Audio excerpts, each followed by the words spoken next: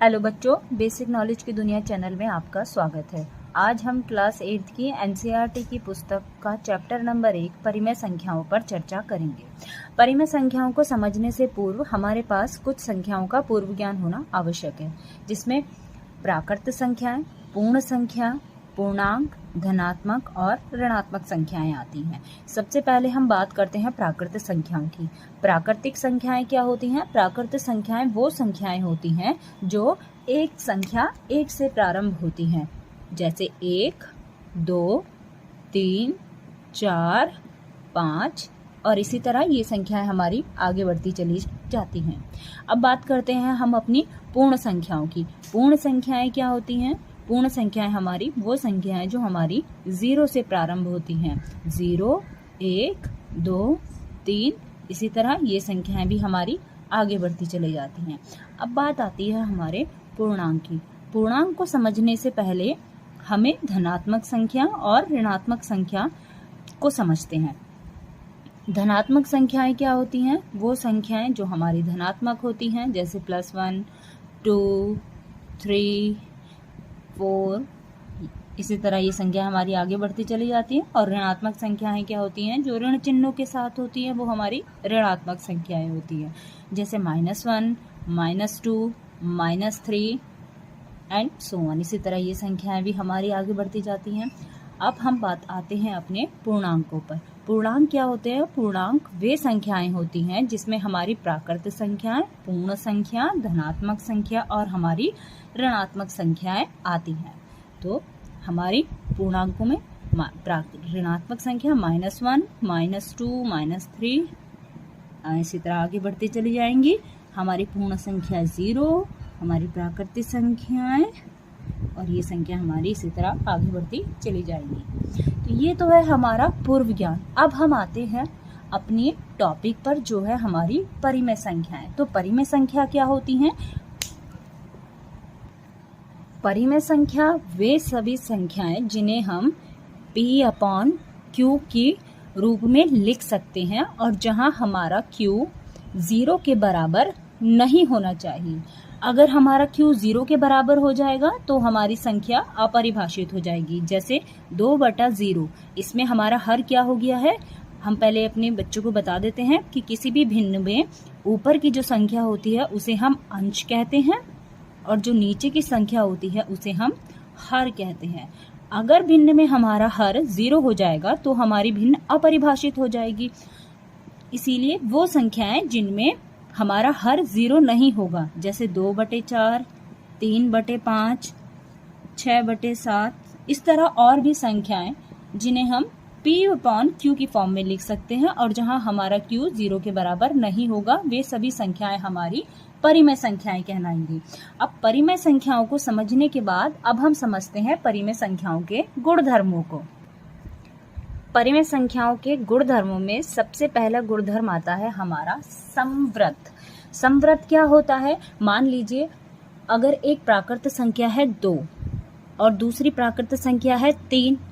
अगर हम एक प्राकृत संख्या में दूसरी प्राकृत संख्या को जोड़ते हैं तो हमें उत्तर क्या प्राप्त होता है? एक प्राकृत संख्या 5 प्राप्त होता है।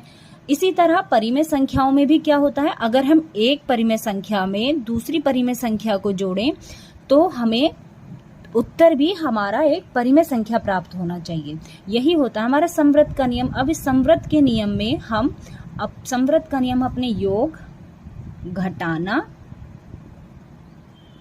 अपने गुणा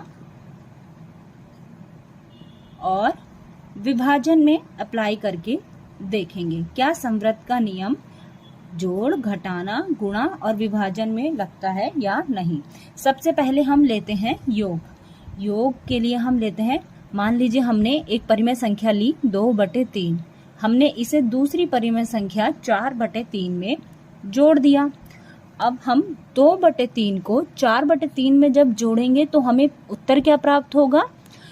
क्योंकि ये समान भिन्न है तो इसमें हम अंश में अंश को जोड़ देंगे और हर हमारा समान रहेगा। तो 4 में 2 को जोड़ेंगे तो हमें क्या प्राप्त होगा? 6 और हमारा 3 ऐसे ही। तो हमें उत्तर क्या प्राप्त हुआ? 6/3। 6/3 जो कि क्या है? ये भी एक परिमेय संख्या है, अर्थात समवृत्त का नियम हमारे योग में लगता है। अब इसी नियम को हम देखेंगे क्या ये घटाना में भी लगता है।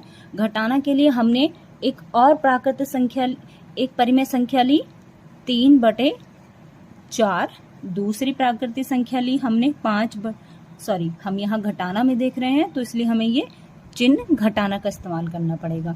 3/4 इसमें हम घटाते हैं अपनी संख्या 2/4 को, तो हमें उत्तर क्या प्राप्त होगा?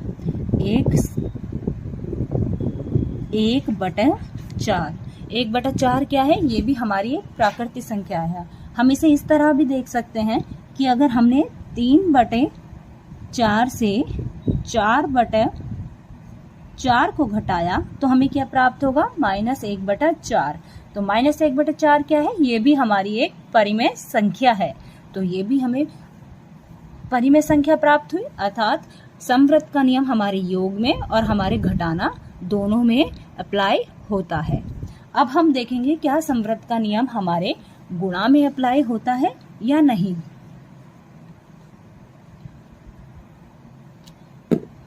योग में अप्लाई हो रहा था, हमारे घटाना में अप्लाई हो रहा था। अब हम देखेंगे क्या समवृत्त का नियम हमारे गुणा में अप्लाई होता है। इसके लिए हमने एक प्राकृत संख्या ली 2/3, उसको हमने गुणा किया अपनी दूसरी परिमेय संख्या से 3/4 से, तो 3 से 3 कैंसिल हो गया, हमें प्राप्त हुआ 2 से 2 = 2, 2 दूनी 4। तो हमें प्राप्त क्या हुआ? 1/2। 1/2 क्या है? ये भी हमारी एक परिमेय संख्या है, अर्थात समवृत्त का नियम गुणा में भी अप्लाई होता है। अब हम देखेंगे क्या समवृत्त का नियम हमारे भाग में अप्लाई होता है या विभाजन में अप्लाई होता है या नहीं। विभाजन में ये जितनी भी हम परिमेय संख्याओं से करेंगे ये विभाजन में अप्लाई होगा, मगर हम ऐसा उदाहरण देखेंगे जिससे ये अप्लाई होता है या नहीं।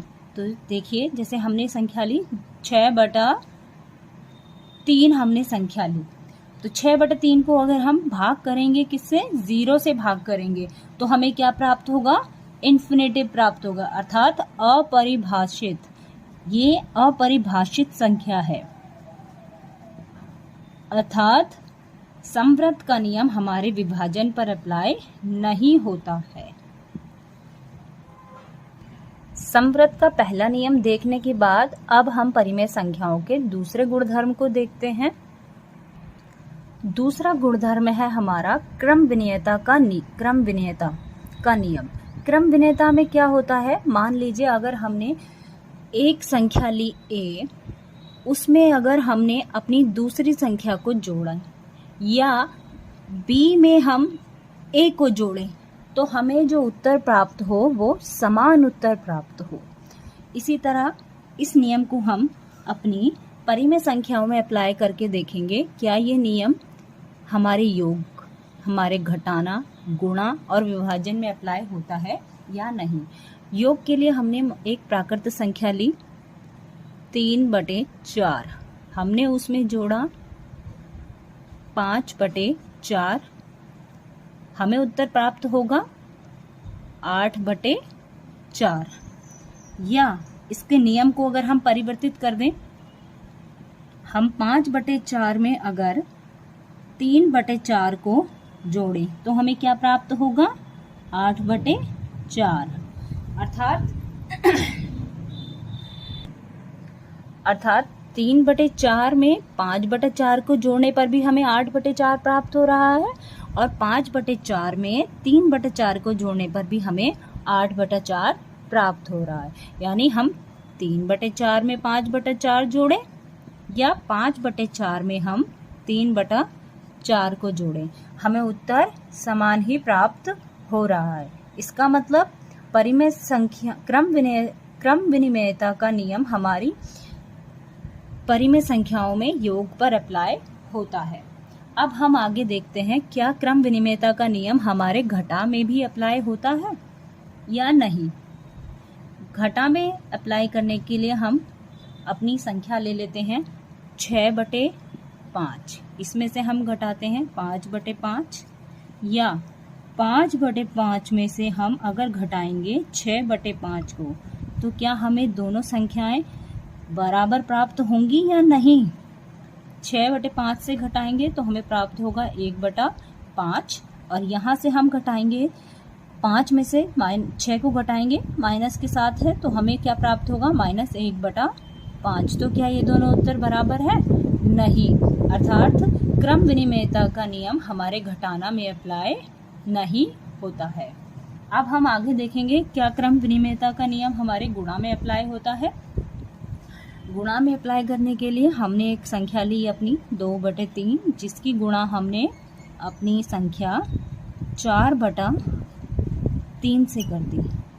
और हम 4/3 की गुणा या 2/3 से करें तो क्या समान उत्तर प्राप्त होगा? 4 की गुणा 2 से 4 दूनी 8, 3 तिया 9।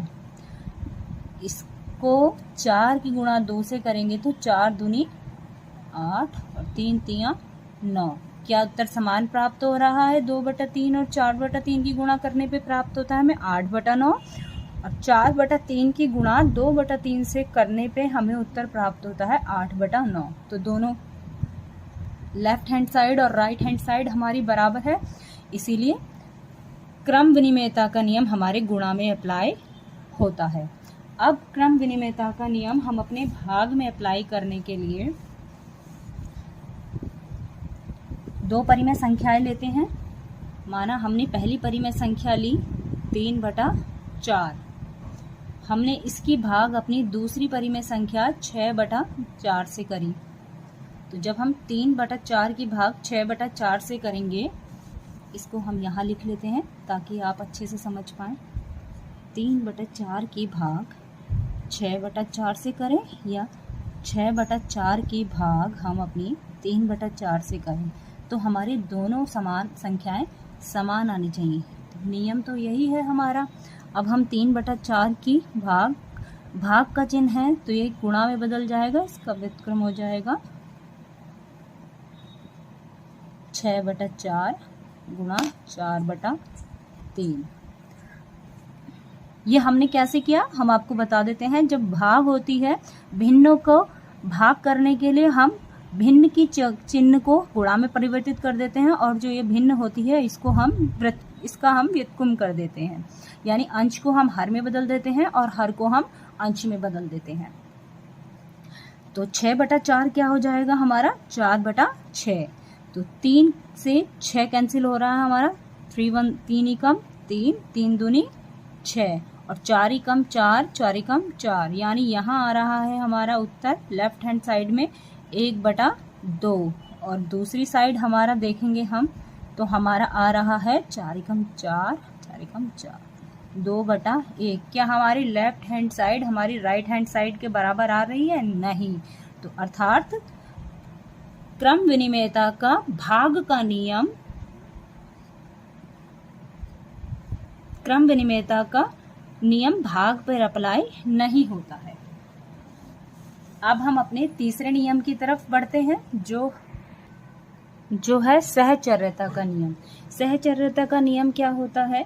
इसमें हमारे पास 3 संख्याएं होती हैं, A, B, C। इनमें हम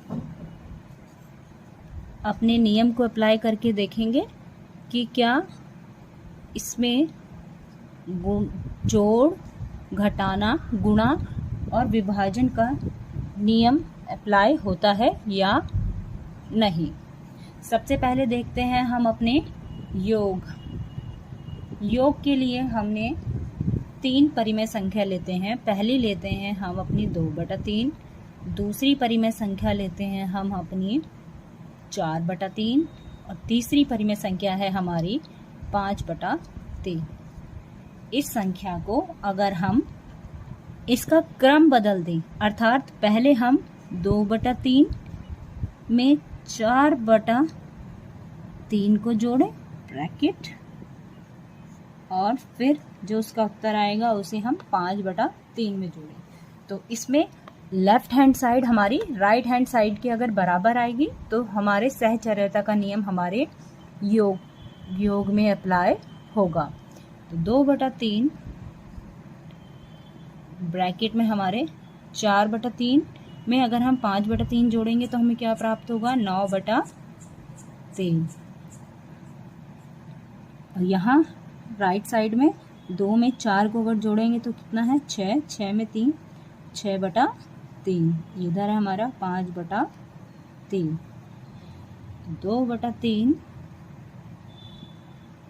9/3, ये है हमारे पास 6/3, इधर हमारे पास है 5/3। तो 9 में 2 जोड़ेंगे तो कितना प्राप्त होगा हमें, 11, 11/3। और इधर देखेंगे तो 6 में 5 जोड़ेंगे, पुनः हमें प्राप्त होगा 11, 11/3। तो क्या सहचर्यता का नियम हमारे योग में लगता है? हाँ, सहचर्यता का नियम हमारे योग में लगता है। अब हम देखेंगे क्या सहचर्यता का नियम हमारे घटा में लगता है या नहीं। तो उसके लिए भी सेम हम ऐसे ही करेंगे, बस यहाँ जहाँ हमारे पास हमने यहाँ जोड़ का चिन्ह बनाया था, यहाँ हम घटा का चिन्ह बना देंगे।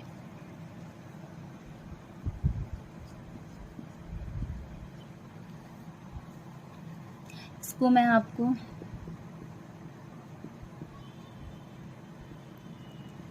जल्दी समझाने के लिए इसी तरह समझा देती हूँ। जैसे 3 संख्याएं ली हमने, 2, 3 और 4। अगर हमने ऐसे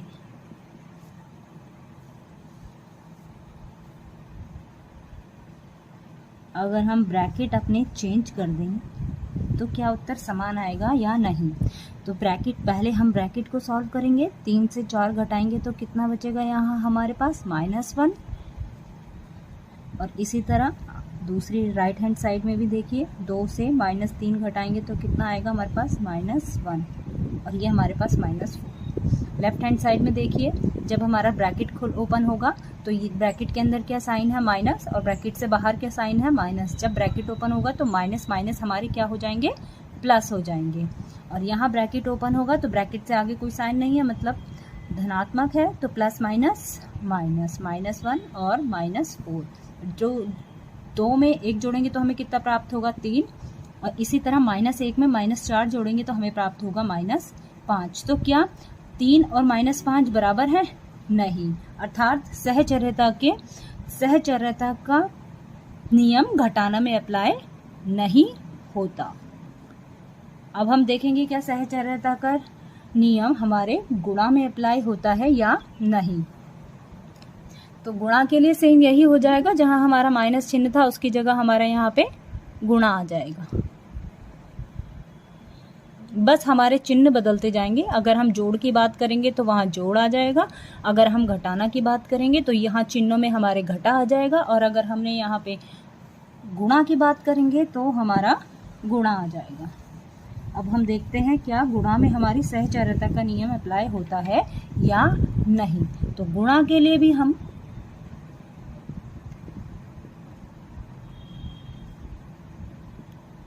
तीन संख्याएं ले लेते हैं, 2, 3, 4। पहले हम 3 और 4 बी और सी में ब्रैकेट अप्लाई होगा, फिर हमारे ए और बी में अप्लाई होगा, दैट मीन्स 2 और 3 में गुणा 4। पहले ब्रैकेट सॉल्व होगा तो 3 की गुणा 4 से करेंगे तो कितना आएगा, 3 चौक 12। और यहाँ करेंगे 2 की गुणा 3 से तो 2 तियां 6 गुणा 4। तो अब ब्रैकेट में 2 की गुणा 12 से करेंगे तो 12 दूनी 24, या 2 की गुणा 12 से करेंगे तो कितना आएगा, 24। इसी तरह 6 की गुणा 4 से करेंगे तो कितना आएगा, 6 चौक 24। अर्थात लेफ्ट हैंड साइड और राइट हैंड साइड हमारी बराबर है, तो सहचर्यता का नियम गुणा में अप्लाई होता है। अब हम देखेंगे क्या सहचर्यता का नियम हमारे भाग में अप्लाई होता है या नहीं। मैंने ये आपको पहले ही बताया था कि नियम अप्लाई करने के लिए बस हमारे चिन्ह बदल जाएंगे, बाकी सब हमारा एज इट इज रहेगा।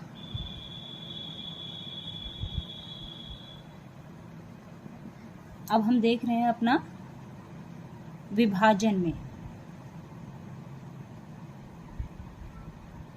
विभाजन के लिए हम पुनः तीन परिमेय संख्या ले लेंगे। 2, हम 2 इसलिए लिख रहे हैं, 2 भी एक परिमेय संख्या है, क्योंकि अगर हम इसे देखेंगे तो 2/1 देखिए अपॉन में 1 है, तो ये भी क्या है, बटे में जब 1 है तो ये भी हमारी परिमेय संख्या है। तो इसलिए हम इसे सिंपल समझने के लिए 2 लिख रहे हैं। 2/4/3 क्या ये बराबर आएगा 2/4/3 के। तो सबसे पहले ब्रैकेट सॉल्व होगा, ब्रैकेट में 4 भाग खुद परिवर्तित कर देंगे तो गुणा चिन्ह में बदल जाएगा ये, और हमारा ये चिन्ह 3 संख्या 3 हमारी इसका व्युत्क्रम हो जाएगा, यानी इसका उल्टा हो जाएगा 1/3। इसी तरह से 4 का होगा, चिन्ह चेंज हो जाएगा, गुणा में बदल जाएगा उसका, और उसका संख्या का व्युत्क्रम हो जाएगा।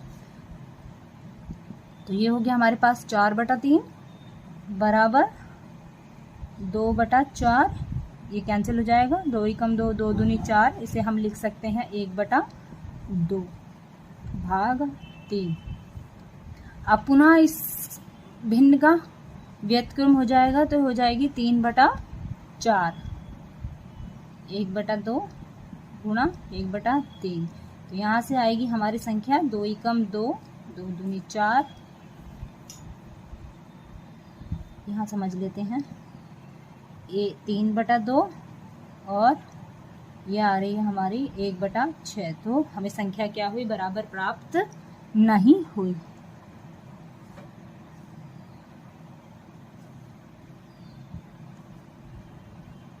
तो हमें संख्या बराबर प्राप्त नहीं हुई, अर्थात सहचर्यता का नियम हमारे जोड़ में, योग में अप्लाई होता है, घटा में अप्लाई नहीं होता, गुणा में अप्लाई होता है, और हमारे भाग में भी अप्लाई नहीं होता। अब हम देखेंगे हमने गुणधर्मों के कितने नियम देखे। हमने कितने नियम देखे, पहला नियम हमने देखा संवृत का नियम, दूसरा हमारा क्रम विनिमयता का नियम, और तीसरा नियम हमने अभी देखा है वो है हमारे सहचर्यता का नियम, सहचर्यता का नियम। आता है इसके बाद आता है वितरकता। वितरकता क्या होती है, मान लीजिए हमारे पास ऐसे लिखा है, तो इसमें हम क्या करेंगे, हम 4 की गुणा ब्रैकेट में सबसे पहले किससे करेंगे, x से करेंगे, फिर 4 की गुणा हम जमा के साथ किससे करेंगे, 7 से करेंगे। ठीक है, 4 की गुणा जब हम x से करेंगे तो कितना हो जाएगा 4 × x, प्लस 4 की गुणा 7 से करेंगे तो कितना होगा 7 चौक 28। सेम इसी तरह वितरकता हमारी परिमेय संख्याओं में भी लगती है। जैसे मान लीजिए हमने हमारी एक परिमेय संख्या है a/b, दूसरी परिमेय संख्या है हमारे पास c/d, तीसरी परिमेय संख्या है हमारे पास e/f। में हमारे पास ये इस तरह से लिखा है, तो अगर हम इसे सॉल्व कैसे करेंगे, हम a/b की सबसे पहले गुणा किससे करेंगे, c/d से। तो a/b गुणा c/d जोड़ b, अब a/b की गुणा फिर e/f से होगी, तो ये हो जाएगा a/b गुणा e/f। तो अगर हमारे पास परिमेय संख्याओं में कोई इस तरह से लिखी है संख्या, तो हम उसे कैसे सॉल्व करेंगे, इस तरह से उसे हम सॉल्व करेंगे। अगला टॉपिक आता है हमारे पास योज्य प्रतिलोम। योज्य प्रतिलोम क्या होते हैं, जैसे हमारे पास एक संख्या लिखी है +1, +1 को उसका चिन्ह बदल देंगे, प्लस का उल्टा क्या हो जाएगा माइनस, और ये हो जाएगा हमारा 1। अर्थात अगर हम धनात्मक संख्या को ऋणात्मक और ऋणात्मक संख्या को धनात्मक संख्या में बदलना ही हमारा योज्य प्रतिलोम कहलाता है। और अगर हमारे पास यहाँ संख्या लिखी है -2, हम इसका चिन्ह बदलेंगे माइनस का, तो माइनस का उल्टा चिन्ह क्या हो जाएगा हमारा प्लस, और ये हो जाएगा हमारा 2। तो ये क्या हो गई +1 का योज्य प्रतिलोम क्या है हमारे पास, -1, और -2 का योज्य प्रतिलोम हमारे पास क्या है, +2। इसी तरह एक टॉपिक और आता है हमारे पास, वो है हमारा गुणात्मक प्रतिलोम। गुणात्मक प्रतिलोम में क्या होता है, इसमें हम भिन्न के अंश को हर में और हर को अंश में बदल देते हैं। जैसे कोई भिन्न लिखी है हमारे पास 2/3, इस भिन्न का अंश क्या है, 2 हमारे पास अंश है और 3 हमारा क्या है, हर है। अगर इस भिन्न के अंश को हम हर में और हर को हम अंश में बदल दें, अर्थात अंश हर में चला जाएगा, हर हमारे अंश में चला जाएगा, तो 2/3 का गुणात्मक प्रतिलोम क्या हो जाएगा, 3/2। इसी को हम बोलते हैं व्यत्क्रम, यानी उसका उल्टा कर देना, वो होता है हमारा गुणात्मक प्रतिलोम। अब हमारे पास अगला टॉपिक आता है परिमेय संख्याओं को संख्या रेखा पर प्रदर्शित करना। परिमेय संख्या को संख्या रेखा पर प्रदर्शित करने के लिए हमें पता होना चाहिए कि संख्या रेखा क्या होती है। संख्या रेखा एक लाइन होती है जिसके ठीक बीचों बीच में एक बिंदु होता है हमारा 0, जिसके बाईं तरफ चलने पे हमें क्या मिलेंगे, माइनस चिन्ह होते हैं, ऋणात्मक चिन्ह होते हैं हमारी ऋणात्मक संख्याएं, और दाईं तरफ चलने पर हमारी क्या होती हैं, धनात्मक संख्याएं होती हैं। इसी तरह जैसे हम संख्याओं को संख्या रेखा पर प्रदर्शित करते हैं, ठीक उसी तरह हम अपनी परिमेय संख्याओं को भी संख्या रेखा पर प्रदर्शित कर सकते हैं। इसके लिए माना हमने एक परिमेय संख्या ली अपनी 4/5। 4/5 को संख्या रेखा पर प्रदर्शित करने के लिए सबसे पहले हम 5 से अपनी संख्या 4 को भाग करेंगे, क्योंकि 5 से 4 में भाग नहीं जा सकती। हम दशमलव लगाएंगे, 0 बढ़ाएंगे, 5 का पहाड़ा 40 में कितनी बारी जाएगा, 5 8 40, कितना हो गया, 0। उत्तर हमें प्राप्त हुआ 0.8। अर्थात 0.8 का मतलब क्या है, ये संख्या हमारी 1 से छोटी है, तो हम अगर इसे संख्या रेखा पर प्रदर्शित करेंगे, और क्योंकि ये धनात्मक है ये उत्तर हमारा, तो हम अपनी मूल बिंदु से किधर जाएंगे, धनात्मक संख्याओं की तरफ जाएंगे। तो हमने यहाँ अपना बिंदु 1 से हमने यहाँ एक अपना धनात्मक संख्या 1 हो गई हमारी। अब देखिए यहाँ क्या लिखा है, हर में क्या संख्या लिखी है, 5। तो हम अपने 0 से 1 तक कितने खाने बना देंगे, 5। 1 2 3, 1 2 3 4 और एक 5, कितने भाग हो गए हमारे, 5 भाग करेंगे हम, 1 भाग 2 भाग 3 भाग 4 भाग 5 भाग। अब इसको हम भिन्नों के रूप में लिखेंगे, तो ये हो गया हमारा 1/5, 2/5, 3/5, 4/5, और ये हो जाएगा हमारा 5/5। तो हमें किस भिन्न को प्रदर्शित करना है संख्या रेखा पे, 4/5 को। तो 4/5 ये है हमारी, तो हम हमारा 4/5 संख्या कहाँ आ गई संख्या रेखा पे, ये है हमारी। इसी तरह ये तो थी हमारी जब हमारा अंश क्या होगा, छोटा होगा। अब हम संख्या रेखा पर 6/5 को अगर हमें प्रदर्शित करना होगा तो हम उसे कैसे प्रदर्शित करेंगे, चलिए सीखते हैं हम संख्या रेखा पर 6/5 को कैसे प्रदर्शित करेंगे। सबसे पहले देखिए हमारा अंश क्या है, 6। हम सबसे पहले भाग देंगे 6 को 5 से, तो 5 ही कम 5, घटाएंगे कितना बचा हमारे पास, 1 आ गया। तो हम इसे क्या लिख सकते हैं, मिक्स्ड भिन्न के रूप में 1 सही 1/5, ठीक है। यानी कि ये हमें बता रहा है कि हमारी 6/5 जो भिन्न है संख्या रेखा पर 1 के बाद आएगी, तो ये हमारी संख्या रेखा है। ये हमारा 1 हो गया, 1 के बाद हमारा यहाँ 2। देखिए हमें हमारा हर बता रहा है हमें कितने भाग करने हैं, 5 भाग, 1 2 3, 1 2 3 4 5, 5 भाग किए हमने। कितने भाग किए हमने, 5, 1 2 3 4 5।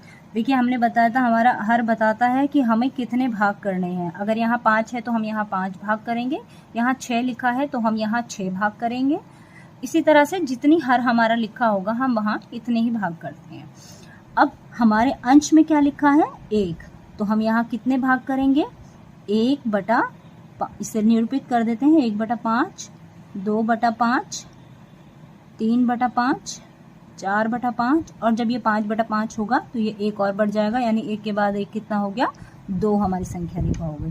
तो 1 के बाद 1/5 कहाँ आ रहा है हमारा यहाँ, तो ये हो गया हमारा 1/5। अब परिमेय संख्याओं को संख्या रेखा पर निरूपित करने के बाद हमारा चैप्टर का लास्ट टॉपिक है दो परिमेय संख्याओं के बीच परिमेय संख्या ज्ञात करना। तो हमने माना दो संख्याएं ले ली, दो परिमेय संख्या, हमारी पहली परिमेय संख्या हो गई 2/4 और दूसरी परिमेय संख्या हमने ले ली अपनी 5/3 ले ली। तो देखिए इसमें इसका हर कितना है 4 है और इसका हर कितना है 3 है। तो दोनों के हर को हम पहले समान बनाएंगे, तो इसके लिए हम पहले वाले अपने हर में, पहली वाली भिन्न में हम किससे गुणा करेंगे, 4 और 3 की टेबल में कौन सा नंबर हमारा समान आता है 12, तो 4 से करेंगे हम 3 बारी, तो ये हो जाएगा हमारा 3 दूनी 6 और 3 चौक 12। सेम इसी तरह से 5 यहाँ हम करेंगे 4 से गुणा, तो ये हो जाएगी 5 चौक 20 और 3 चौक 12, यानी 6/12 और 20/12 के बीच में हमें संख्या हमारी कितनी परिमेय संख्या है 7/12, 8/12, 9/12, इस तरह से हमारी कई परिमेय संख्याएं 2/4 और 5/3 के बीच में हो गई। तो दो परिमेय संख्याओं के बीच परिमेय संख्या हम इस तरह से ज्ञात करते हैं। इसी तरह हम और भी अपनी भिन्न ले सकते हैं, उनके बीच में हम परिमेय संख्याओं को ज्ञात कर सकते हैं। दो परिमेय संख्याओं के बीच में सिर्फ यही नहीं है कि सीमित ही परिमेय संख्याएं होती हैं, दो परिमेय संख्याओं के बीच में अनगिनत परिमेय संख्याएं हो सकती हैं। अब यहीं पे हमारा ये चैप्टर के सारे टॉपिक खत्म होते हैं। धन्यवाद। अगर आपको हमारी वीडियो अच्छी लगी हो तो वीडियो को लाइक करें, चैनल को सब्सक्राइब करें। धन्यवाद।